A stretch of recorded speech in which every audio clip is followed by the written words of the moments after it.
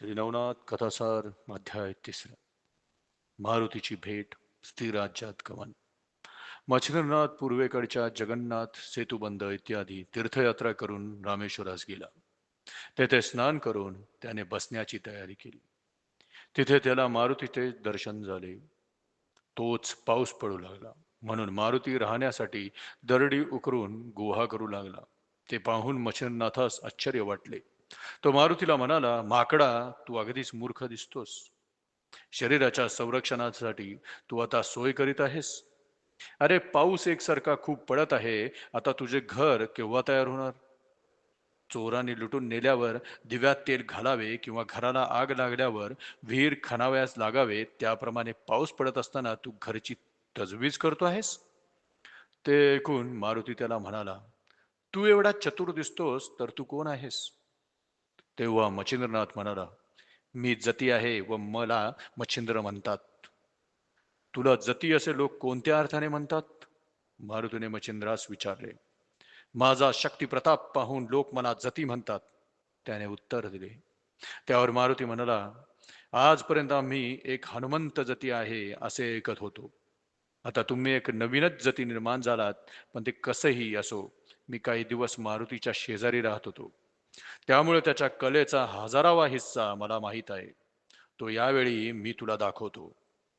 त्याचे निवारण कसे करावे ते तू मला दाखव, नाहीतर जती हे नाव टाकून दे. याप्रमाणे मारुती मच्छिंद्रनाथास टोचून बोलल्यानंतर त्याने उत्तर दिले, तू मला कोणती कला दाखवणार आहेस ती दाखव. त्याचे निवारण श्री गुरुनाथ करतील. ते ऐकून मारुतीला फार राग आला. तो लगेच उड्डाण करून एकीकडे गेला आणि विशाल रूप घेऊन त्याने मच्छिंद्रनाथास कळू न देता त्याच्या अंगावर 7 पर्वत उचलून फेकले. ते आकाश मार्गाने ढगाप्रमाणे येत आहे हे पाहून मच्छिंद्रनाथाने लगेच स्थिर स्थिर असे म्हणून वातप्रेरक मंत्रशक्तीच्या सामर्थ्याने ते पर्वत जागच्या जागी खिळवून ठेवले. मारुती एकावर एक असे पर्वत नाथावर टाकीतच होता, पण त्याने त्या एकाच मंत्राच्या शक्तीने ते सर्व पर्वत जागच्या जागी खिळवून टाकले. ते पाहून मारुती रागाने प्रलय काळाच्या अग्नीप्रमाणे शोभला व एक मोठा पर्वत उचलून तो फेकून मारण्याच्या बेतात आहे असे मच्छिंद्रनाथाने पाहिले.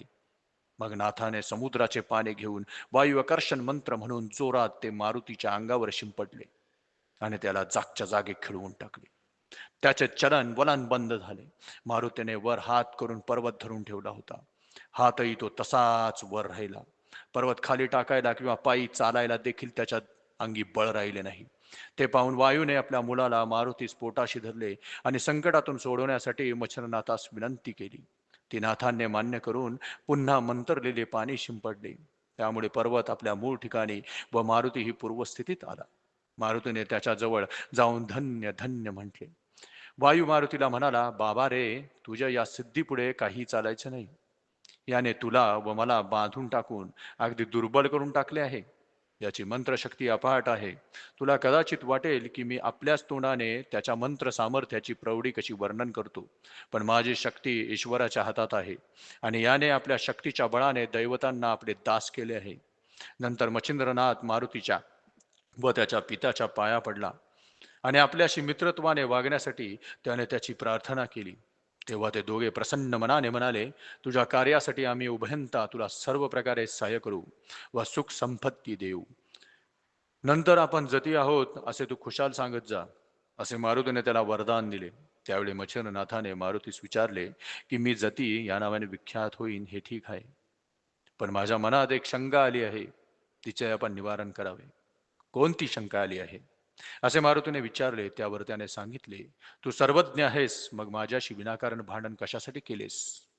तुझी माझी नागश्वत्थाच्या झाडाखाली पूर्वी भेट झाली होती. त्यावेळेस साबरी विद्येच्या माझ्याकडून कवित्व करून तू मला वरदान दिले होते. असे असताना हा बखेडा का केलास? हे ऐकून मारुती मच्छिंद्रनाथाला म्हणाला, तू समुद्र स्नान करत होतास तेव्हा मी तुला ओळखले आणि तुझ्याजवळ आलो. तू कविनारायणाचा अवतार आहेस व मच्छीच्या पोटी जन्म घेतलास हे मला माहीत होते.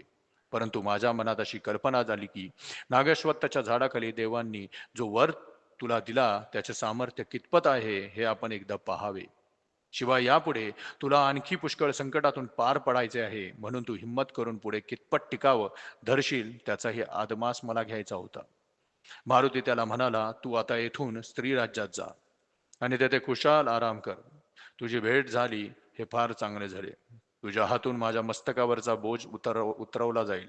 त्यावर मच्छिंद्रनाथाने विचारले, असे कोणते ओझे तुझ्यावर पडले आहे? त्यावर मारुती म्हणाला, योगेश्वरा, लंकेच्या रावणास ठार मारून रामचंद्र सीतेस घेऊन अयोध्येस परत येत असता तिच्या मनात आले की मारुती रामाचा खरा दास आहे. यासाठी आपल्या हातून त्याने होईल तितकेच अधिक कल्याण करावे. त्याचे लग्न करावे, संपत्ती व संतती द्यावी, सुख संपन्न करावे. स्त्री वाचून संसारात खरे सुख नाही, परंतु हा ब्रह्मचारी असल्याने माझे ऐकणार नाही, असा संशय तिला आला. तेव्हा तिने मला गृहस्थाश्रमी करण्यासाठी व वचनात गोवून टाकण्यासाठी आपल्या जवळ बोलिवले व प्रेमाने माझ्या तोंडावरून हात फिरवला. सीतामाई मला म्हणाली, बा मारुती, तू तिन्ही लोकांमध्ये धन्य आहेस. माझ्या तुझ्याजवळ एक मागणे आहे. हे तू देशील तर फारच चांगले होईल. मी सांगेन तू सहसा ना कबूल करणार नाहीस म्हणा. अशा प्रकारे सीतेचे बोलणे ऐकून मला समाधान वाटले. कोणती इच्छा आहे असे मी तुला विचारल्यावर वचन दिल्याशिवाय ती आपला हेतू मला सांगेना, तेव्हा मी तिला वचन देऊन तिची आज्ञा मानण्याचे मनापासून कबूल केले. त्याबरोबर मी गृहस्थाश्रमी होऊन सुख भोगावे अशी इच्छा तिने सांगितली. त्यामुळे मी फार मोठ्या संकटात सापडलेला व खिन्न होऊन सीतेला काही उत्तर न देता रामाकडे येऊन बसलो. माझा चेहरा सुकलेला पाहून श्रीरामाने मला जवळ घेऊन विचारले, तुझा चेहरा का सुकला आहे? मग मी सरळपणे सर्व कथा सांगितली. तेव्हा सर्व साक्षी राम म्हणाला, स्त्री राज्यातल्या सर्व स्त्रिया तुझ्याच आहेत. परंतु यातील मर्म असे आहे की तुला आणि मला 4 चौकडीत जन्म घ्यावयाचा होता. मी 99 वेळा जन्म घेतला, तू ही 99वा होय. रावणाला मारून आल्यावर तुला श्रीराज्यात जावे लागणार होते, ती वेळ आता आली आहे. तेव्हा वेळेस अनुसरून वाग. याप्रमाणे सांगितल्याप्रमाणे मी प्रभू रामांना विचारले, ब्रह्मचार्य व्रत आचरण करण्याचा माझा दृढ निश्चय आहे. मग स्त्री राज्यात जाऊन माझा त्या स्त्रियांना व त्यांचा मला काय उपयोग? ते ऐकून रामाने सांगितले, तू उर्दूवर येत आहेस. तुझ्या नुसत्या भुभुक्काराबरोबरच तेथील स्त्रिया गरोदर राहतील. आता आपल्या मनातले सर्व संशय काढून टाक आणि स्त्री राज्यात जा.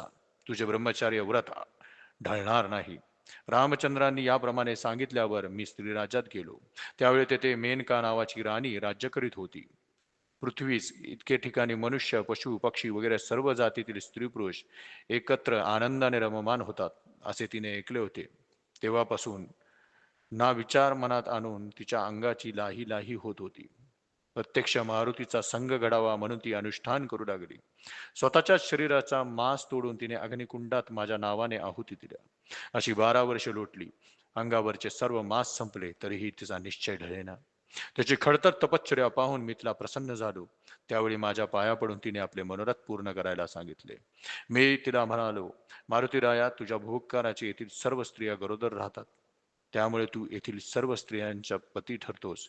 यामुळे सर्वांना खूप खूप सुख होते, परंतु माझ्या मनातील तुझ्याशी प्रत्यक्ष संग करावा अशी आहे. ही माझी इच्छा तू पूर्ण करावी. मैथुनाची पद्धतीने लोकात प्रचलित असते. ते सुख आम्हा स्वप्नातही अनुभवता येऊ नये अशी आमची नशिबाची स्थिती आहे. तर ते सुख मला प्रत्यक्ष दे, असे तिने म्हटल्यावर मी तिला सांगितले, ब्रह्मचार्य कडक पाळतो अशी माझी प्रसिद्धी आहे. त्यामुळे ही गोष्ट माझ्याकडून कधीही घडणार नाही.